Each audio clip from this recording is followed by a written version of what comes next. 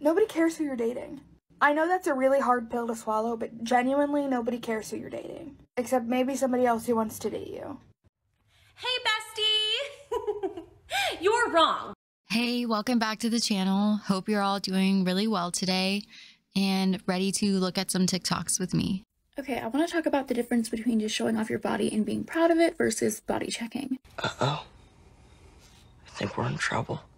Body checking is not just, here's my body, I love it, and I'm proud of it.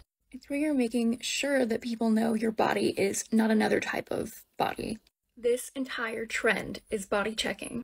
The video example here doesn't actually put any body type down. It just says people can't tell what my body looks like because I always wear baggy clothes.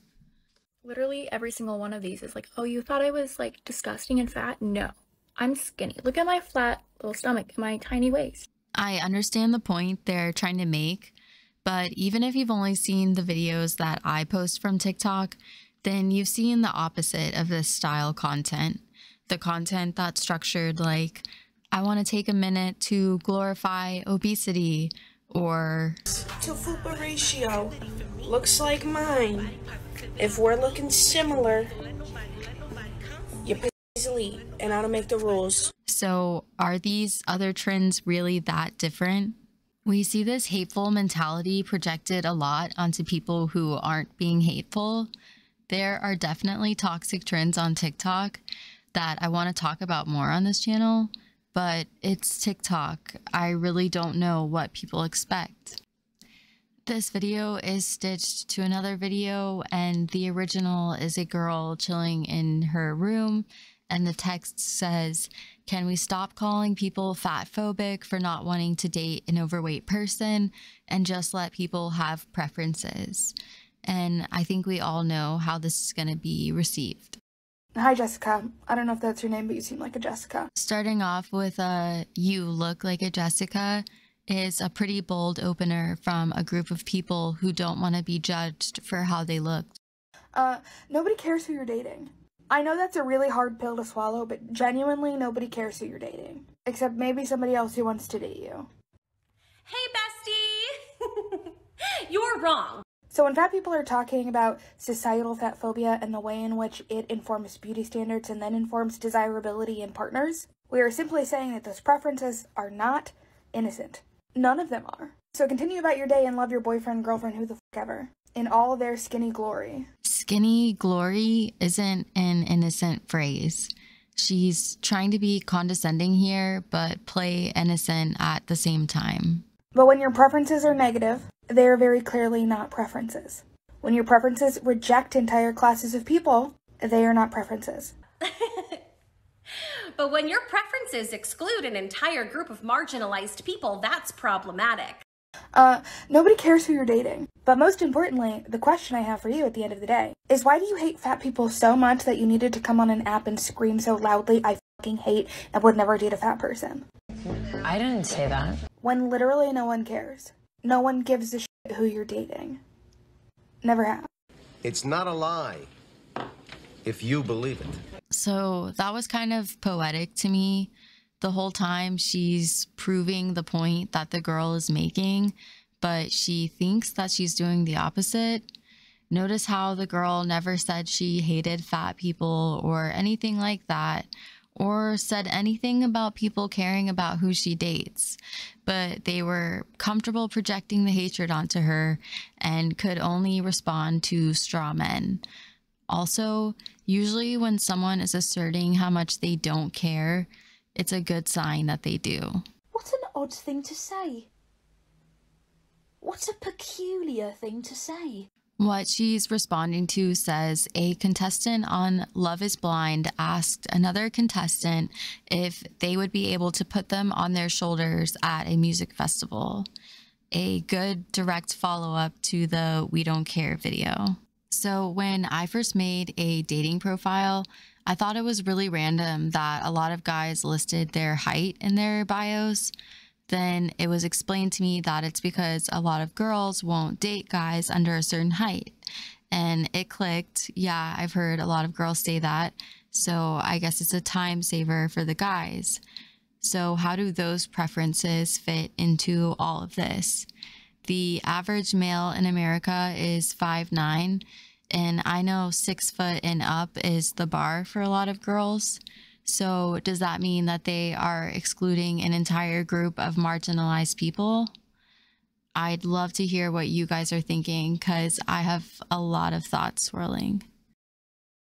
This imaginary conversation starts with Marissa telling someone fat people don't deserve to be discriminated against because of their body. And the ghost person, played by Marissa, says, yes, they do. Then Marissa says, no, having a larger body doesn't mean someone deserves to be treated less than human. And I bet you can guess what the ghost person is going to say. Yeah, it does. Fat consequences. I've never heard the term fat consequences before. Then Marissa says, thinking someone deserves to be discriminated against because they aren't thin is dehumanizing. Our categories tonight are voices in my head, medication time, you're all against me, and the... Yeah, I don't know how many of these fake conversations she's done, but they really just are a lot of projection, which is a defense mechanism. The idea is to make your own destructive thoughts appear as though they come from the outside world. Then you position yourself as a victim to the world around you instead of working on yourself, which doesn't just mean taking care of your body. So at its core, one of the reasons we attach phobia to a lot of these terms is meant to highlight the fear of difference that a lot of people hold. At least in the West, we have a lot of fear of difference and a lot of fear that comes with deviating and moving away from the norm and normativity that we have been ingrained and taught to. It's one of the reasons that in transphobia there is so much backlash to changing pronouns. Stay in your lane, bro. People's ignorance resulted in decades of people believing that if you were around gay people, you could get HIV. People made really jokes about if you were around a fat person, their fat would rub off on you. Nobody in my entire life has ever said or joked that being near an obese person could result in getting fat. However, I do have experience being around homophobic people. There was a legitimate fear in my family that I grew up in because my mom was gay, that I would have the gay gene. And that sounds really dumb, but it was so real for them. We know people have lost their lives over the issues that she's casually comparing to fat phobia, which is part of the serious frustration I have when I watch content like this. Something needs to be examined about the vocab a movement is using when it can't be validated on its own. If it's always necessary to use other legitimized oppressions when qualifying your own, then there are some structural integrity issues going on with your core arguments. And that's not me saying that people don't have experiences that are unique to being fat. Spoiler alert, this isn't going to go how you think it's going to go, okay? Are the Quest peanut butter cups actually healthier than the Reese's peanut butter cups? Calorie to calorie, 190 calories per serving of the Quest peanut butter cups, so that's 2. For the Reese's, you get 210 calories for 2 of these peanut butter cups. Menial difference, I might add. Carbs, 13 grams, 24 grams. Fine, all you macro people. Fine. Fat, 15 grams, 12 grams. Protein, 11 grams, 5 grams. Fine. Macro people, take it. Sugar, less than 1 gram, 22 grams. Fine. If you really do care about macros, get a hobby. But if that is something you're really concerned about, you're going to go for the Quest ones. Fine. However, price, $3.29, 99 cents. So for the difference of not a lot when it comes to calories, and for a huge difference in taste, I'm always going to go for the Reese's. Speaking of which, these sound really tasty right about now. Bye. Does it feel good? Yeah. There's at least more honesty in this video than the last one, but she's still being manipulative. All the subtle eye rolls, etc., are communicating to the viewer that if they care about those things, then they're being kind of ridiculous. It's not ridiculous to prioritize a snack that has less than 1 gram of sugar plus protein for an incredibly sugary snack that has minimal nutrition.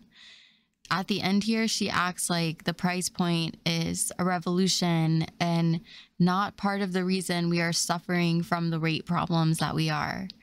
Sugary food is cheap. It's easily accessible almost everywhere you go, and the price is right. This isn't some kind of anti-diet culture protest. This is diet culture, just not the diet culture that this community wants to address.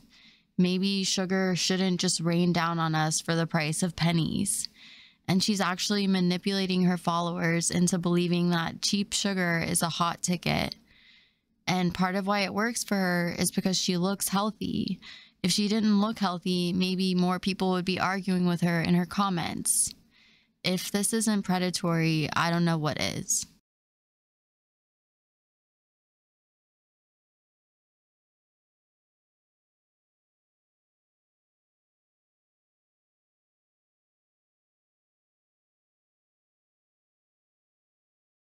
So our last video today is from a familiar face, and I'm curious to hear some opinions. So she has started a GoFundMe to move out of her house. She has hashtag fat phobia, abuse, fat positivity, and some others tagged in her video. I read over the campaign and I'm not going to share it, but I'll hit a few points from it. It's titled, "Help a Queer Fat Student Move from Home," and categorized under accidents and emergencies. So for starters, it's framed around being in a toxic or abusive home environment. I know what that's like. However, from what I can gather, it seems like the abuse is that her parents want her to take care of herself. Last week, she had a sticker damaged that said, "F diet culture." Her parents removed the F word and left the diet culture. Just for context, she's 23.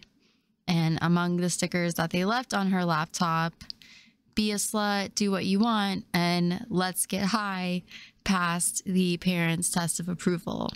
So for the reason she can't work, she just lists that she is a first-generation college student and is stressed from her home life. So the goal is to raise $10,000 from strangers because she is a first-generation college student who is stressed. And I don't know what that means, to be honest. We're all stressed, and that doesn't change when the rent is due. And if you're about to graduate college, like it says she is, you're in a great position to get a good job, take control of your life. So this to me just seems insanely entitled. But I'm curious if I'm the only one who feels this way. That's going to be the end of the video today. Thanks for coming to hang out on another one. Thank you for making it to the end if you're still here. Let me know what you thought down below, and I will see you in the next one. Take care.